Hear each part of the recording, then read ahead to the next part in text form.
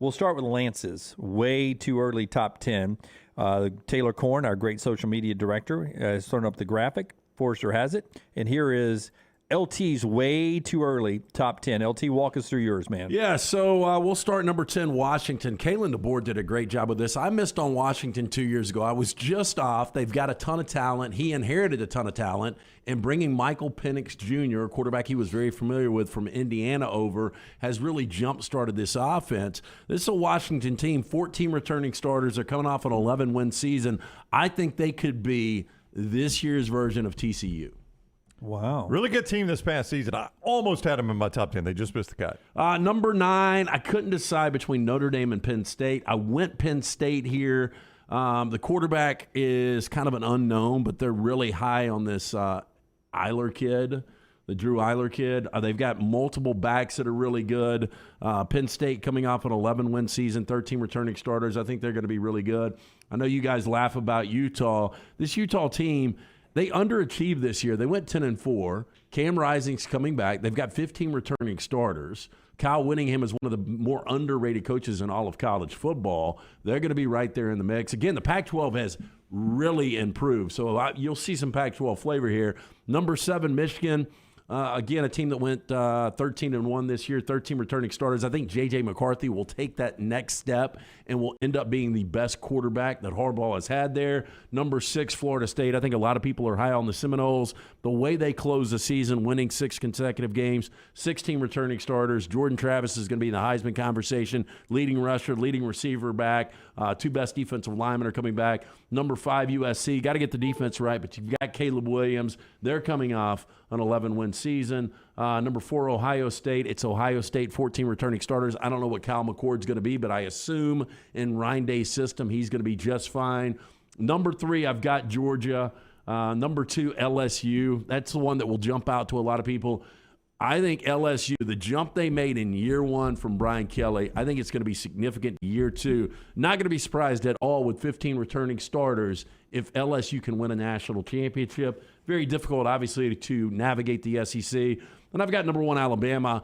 I don't know what you're going to get at quarterback. I just assume based on what we've got at quarterback before that it will be really good. And Alabama will be playing with a major chip on their shoulder. So to beat everybody to the punch, is that the way you think they finish or the way they start out the season, or just the best 10 teams? Best 10 teams right now. But I would not be surprised if we have a round-robin situation with LSU, Alabama, and Georgia. The way it would go, we'll just say regular season, Alabama beats LSU. LSU is on the sideline for the SEC championship. Alabama and Georgia both play for the SEC championship. Whoever loses still gets in. Winner obviously gets in. LSU one-loss gets in. All right, so there's Lance's way too early top 10 there. Let's flip over to Brown now, and Brown will walk us through his way too early top 10. I would imagine we have a sort of a shell game of the same teams being moved around a little bit. Utah stuck out for him. Is there a team in the top 10 that sticks out for you? Well, I've got Tennessee at number 10. He did not have them in there. Good old Rocky Top. I like Penn State at number 9, the post-Sean Clifford era, but I still think that's a good team. Oregon at number 8 with Bo Nix. I think he'll be a legit candidate for the Heisman. I don't think Michigan is going anywhere at 7. I'm with Lance, not as high on LSU, obviously, but I do think LSU is very, very good. I've got Southern Cal, number 5. I think they'll just miss the postseason again. I did this as I think these will be my playoff teams. Florida State, Ohio State, Alabama, Georgia, 4, 3, 2, 1.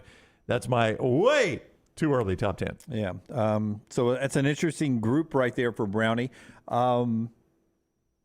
Oregon at 8. I understand what you're doing there. And number 10 at Tennessee. Are you worried about the quarterback position, or you think between their two quarterbacks they'll find the right one? I thought it was just automatically going to be Amaleva. But Milton looked very good in the bowl game. I mean, if you could get that Joe Milton, that's still a really good Tennessee team. But you lose your 2 best receivers. That's my question, I don't really worry about Heupel's offense. I mean, Heupel's going to find playmakers. Tennessee's defense was the problem. Yeah, I don't know that it could be much worse, honestly, especially in the secondary. And also, Tennessee's not going to sneak up on anybody this year. All right, so here's my way too early top 10 for 2023. I go Oregon at 10. I think Bo Nix keeps them in the conversation. I'm with you, LT. I think the Pac-12 has a lot of teams in the mix, but I'm only putting two of them out there in the top 10 because Notre Dame eats up a spot for me. Sam Hartman is that good. And, he is. And I think Notre Dame's defense is good. They've got some playmakers. They lose their great tight end. I like their run game. I'll put Notre Dame at number 9. Their schedule ain't that tough either, comparatively speaking. Now, they can, absorb a loss to some of the teams ahead of them on the schedule, like USC. Penn State is 8 for me. Florida State is 7. Michigan is 6. LSU is 5. I'm with you, LT. They're right outside. I think they beat Florida State in the opener. What a great and game what that'll will be be. a hell of a football game. I can't believe I'm the highest on USC. I've got them at number 4. I've got Ohio State 3, Bama 2, and Georgia 1. And I'm with you, Brown. I went with, I think those are the 10 best teams, but those are the 4 teams that I put in the playoffs. Smuff pointed it out with Lance. I was going to wait and see how everyone's went. We did, 3 top 10s, and not a one of us had a Big 12 team in there. We think that's going to be a here's bad the year for thing. the Big 12. Your favorite to win the Big 12 is going to be TCU. Yeah. And they're going to have a drop-off this year. And I look around the Big 12 and, is Sarkisian going to be able to put this thing together? I don't see it. I think the Big 12 is so balanced right now. It's not a bad conference, but I just see a lot of 10-2s, 9-3s, and that's not going to get you in. And to me, don't underestimate the impact of bringing in Houston and UCF and Cincinnati, and oh, by the way, BYU with a transfer quarterback. I think that's a veteran team in BYU that's going to add to the parity, LT, the inability to win, all your games or only lose one game in conference. I think it adds to the parity of the league. And I worry about TCU. Max Duggan, to me, saved a lot of games, and he's off to the NFL. They're back to 8-4, 7-5. Yeah, here comes Chandler Morris. I do think that all these conferences, and we're starting to see parity throughout college football, but I think the Pac-12 is like that, so it scares me having that many Pac-12 teams because I could see a lot of 10-2s.